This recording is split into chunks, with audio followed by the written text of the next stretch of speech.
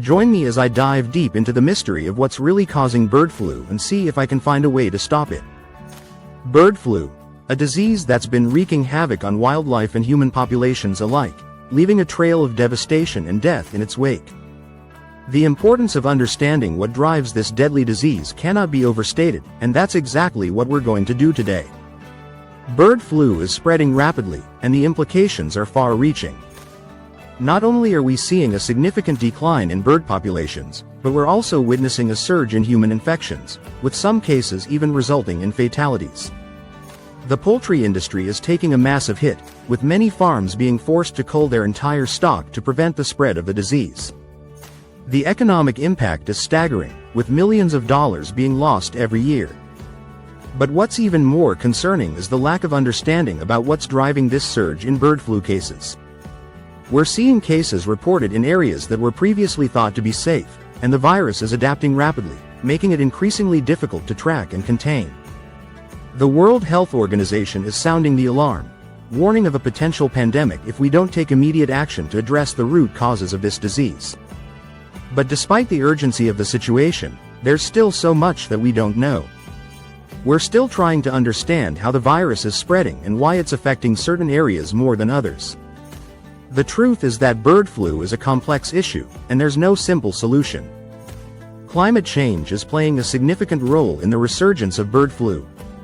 As temperatures rise, we're seeing changes in migratory patterns, bringing birds into closer contact with each other and increasing the risk of transmission.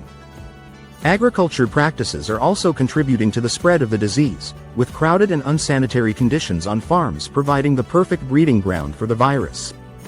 And then there are the interactions between wildlife and domesticated animals, which are allowing the virus to jump between species.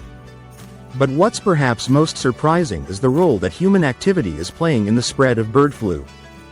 Our destruction of natural habitats is driving birds into closer proximity with each other, increasing the risk of transmission. And our addiction to fast and cheap meat is driving the demand for factory farming, which is perpetuating the cycle of infection. So, what can we do to stop bird flu in its tracks? The answer lies in a multi-pronged approach that addresses the root causes of the disease. We need to take immediate action to reduce our carbon footprint and to protect natural habitats. We need to rethink our agriculture practices and prioritize animal welfare and safety. We need to take responsibility for our own role in the spread of the disease by making conscious choices about the food we eat. In this video, we've explored the complex web of factors that are driving the resurgence of bird flu. We've looked at the devastating impact it's having on wildlife and human populations, and we've discussed the strategies that can be employed to prevent future outbreaks.